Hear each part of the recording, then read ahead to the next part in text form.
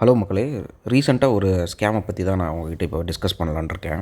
அது என்ன அப்படின்னு சொல்லி பார்க்கணுன்னா, நீங்கள் இந்த நியூ இயர்க்கோ, இல்லை உங்களோட ஃபேமிலி ஃபங்க்ஷனுக்கோ, இல்லை நீங்களே வந்து வீட்டில் சமைக்கிறதுக்கு பதில் வெளியில் வாங்கி சாப்பிட்றதுக்கு சோம்பேறித்தனப்பட்டுட்டு, இந்த ஃபுட் டெலிவரி ஆப்ஸ் மூலிமா நீங்கள் வந்து ஒரு ஃபுட் ஆர்டர் பண்ணுறீங்க அப்படின்னா, அதோட ரேட் நார்மல் ரேட்டை விட 30லேருந்து 50% ஜாஸ்தியாக இருக்கும். அது ஹோட்டல் டு ஹோட்டல் வேரி ஆகும். சொல்லப்போனால் அது ரீசெண்டாக நம்ம அந்த ஆண்ட்ராய்டு ஆப்பு, ஐஃபோன் ஆப்லலாம் பார்த்திங்கன்னா கொஞ்சம் வேரியேஷன்ஸ் நல்லா வருது அப்படின்லாம் சொல்கிறாங்க. இதில் ஏன் அந்த ஃபுட் டெலிவரி ஆப்ஸில் ஹோட்டலில் என்ன போர்டில் போட்டிருக்க ரேட்டை விட இங்கே அதிகமாக போட்டிருக்காங்க அப்படிங்கிறத தெரிஞ்சுக்குவோம். ஸோ நான் என்னோடய நண்பருடைய ஒரு ஹோட்டலுக்கு போயிருந்தேன்.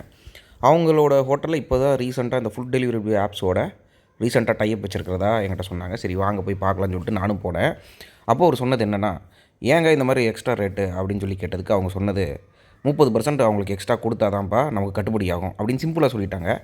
எனக்கு அது புரியல. அது என்ன கட்டுப்படி ஆகும்னு என்னது? ஏன் நார்மலாக கட்டுப்படி ஆகாது? வர்ற கஸ்டமர் இப்போ நான் உள்ளே போகிறேன், அதே ஹோட்டலில் தோசை வாங்கி சாப்பிட்றேன், இல்லை இட்லி வாங்கி சாப்பிட்றேன். அதுக்கு பார்சல் சார்ஜஸ் கேட்டிங்கன்னா ஒரு ₹5 எக்ஸ்ட்ரா கொடுக்க போகிறேன். பார்சல் கவர் எல்லாம் கட்டுறீங்க, அதுக்கு ரப்பர் பேண்டெல்லாம் போடுறீங்க, அதுக்கு ஒரு ₹5. சரி ஓகே, போய் தொலைதுன்னு நம்ம கொடுக்கலாம்.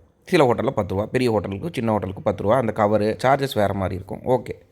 ஆனால் ஃபுட் டெலிவரி ஆப்ஸ் வரும்போது அதே பார்சல் தானே பண்ணுறீங்க, அதுக்கே எக்ஸ்ட்ரா வருது. சொல்லப்போனால் நான் வந்து அந்த டெலிவரி ஆப் பையனுக்குமே காசு கொடுத்துட்றேன். ஸோ நான் யோசிக்கும்போது இதில் ஒரு வித்தியாசமான ஸ்கேம் கண்ணில் பட்டுச்சு. அது என்ன அப்படின்னா, இது ஃபுட் டெலிவரி ஆப்போட ஸ்கேமா இல்லை ஹோட்டலோட ஸ்கேமான்னு தெரில. நீங்கள் தான் மக்களே சொல்லணும். இந்த ஹோட்டல் என்ன பண்ணுறாங்க அப்படின்னா, அவங்களுக்கு வியாபாரம் சரியாக நடக்கலை அப்படின்னா இந்த ஃபுட் டெலிவரி ஆப்போட டைப் வச்சுக்கிறாங்க. இல்லை நல்லா நடந்தாலும் ஃபேமஸ் ஆகணும் அப்படிங்கிறதுக்காக இந்த ஃபுட் டெலிவரி ஆப்போட டைப் வச்சுக்கிறாங்க. இந்த ஃபுட் டெலிவரி ஆப் என்ன சொல்கிறான் அப்படின்னா, என்னோடய ஆப்பில் உங்கள் ஹோட்டல் வரணும் அப்படின்னா நீங்கள் எனக்கு 30% கமிஷன் தரணும்.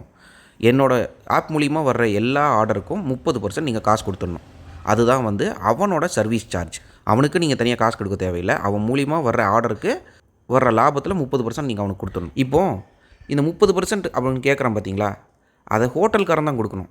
ஆனால் ஹோட்டல் என்ன பண்ணுது அப்படின்னா, அது நம்ம தலையில் கட்டிடுறாங்க.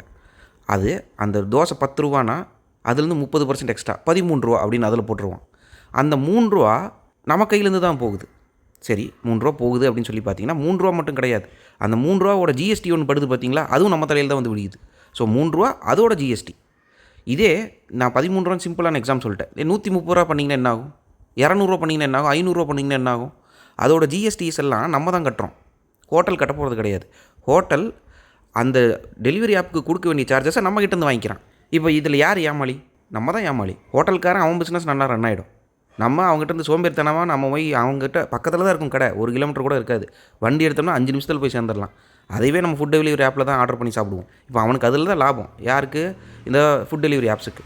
அது ஆக்சுவலாக வந்து அவங்களுக்குள்ளே இருக்கிற டீல். அதில் நம்ம தான் வந்து சிக்கிறோம். இதை நீங்கள் கொஞ்சம் யோசிச்சு பாருங்கள். சின்ன சின்ன ஸ்கேம்லாம் நம்ம கண்ணில் பார்வையில் படவே படாது.